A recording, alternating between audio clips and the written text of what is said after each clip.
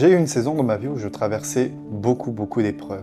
Et je savais que Dieu pouvait me sauver. Mais tout au fond de moi, je pensais qu'il allait me faire souffrir un petit peu. Comme s'il devait m'apprendre une leçon avant de me sauver. Et j'ai vu pas mal de témoignages là-dessus qui disaient que si tu demandes la patience à Dieu, Dieu ne te donne pas la patience, mais une situation pour t'apprendre à être patient. Bref, moi ce jour-là, je ne voulais pas apprendre, je voulais juste être sauvé. Et je savais que je servais le Dieu des miracles. Mais cette fois, je ne voulais pas d'un Dieu qui me jette dans la fosse aux lions, en tout cas qui le permet, et qui me sauve de la fosse aux lions le lendemain comme Daniel. Je ne voulais pas d'un Dieu qui m'envoie face à la mer Rouge comme Moïse, qui voit les Égyptiens derrière sur le point de tuer tout le monde et de l'attendre à séparer la mer Rouge en deux. Même si en soi je trouve que le miracle est incroyable, et je ne voulais pas être le Pierre qui marchait sur l'eau et qui tombait tout au fond pour être sauvé par le Seigneur. Rien de tout ça, je voulais juste que Dieu agisse sans aucun drame et qu'il me sauve. Mais il prenait du temps, et ce temps-là m'a fait douter. J'ai cru qu'il attendait que je me purifie moi-même, qu'il me regarderait de loin avec les bras croisés pour me dire « Raph, tu manques de foi, c'est à cause de toi que ça ne marche pas, que toute la pression était sur moi. » Et que de toute façon, c'était ma faute si Dieu ne se bougeait pas parce que je n'avais pas assez de foi ou qu'il manquait un truc que je devais faire. Alors j'ai tout analysé. Peut-être un péché auquel je n'ai pas demandé pardon, que j'ai oublié de demander pardon. Peut-être que c'était une malédiction. Peut-être que c'était un blocage spirituel. Je ne savais pas. Je suis parti enquêter partout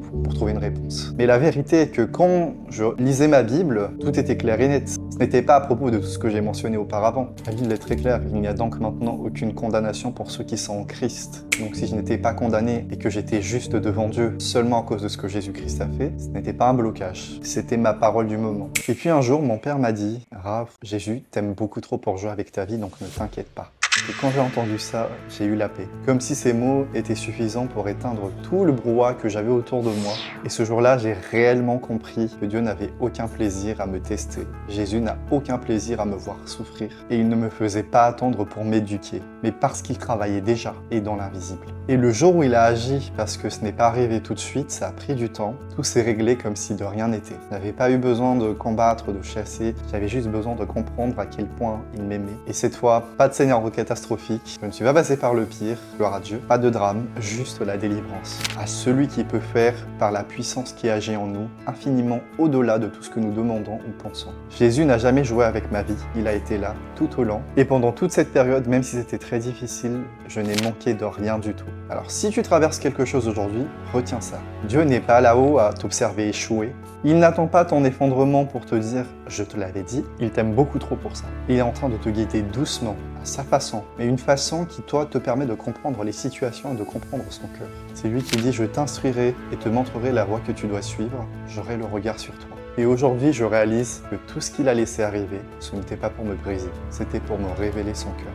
Un cœur qui a plus de bonheur à donner qu'à recevoir. Dans Actes chapitre 20, verset 35, il est dit qu'il y a plus de bonheur à donner qu'à recevoir. Et c'est exactement le cas de Jésus. Il a plus de bonheur à te donner à toi qu'à recevoir de toi. Il ne joue pas avec nos vies, il construit la nôtre, brique après brique, et grâce après grâce. Et parce que nous avons tous reçu de la plénitude, grâce sur grâce, il y en a beaucoup plus que ce que tu ne peux espérer. Je ne suis personne d'extraordinaire. S'il l'a fait pour moi, il peut le faire pour toi. Rappelle-toi que Dieu ne nous bénit pas parce que nous sommes bons, il nous bénit parce que c'est lui qui est bon. Courage, parce que Jésus t'aime beaucoup trop pour jouer avec ta vie.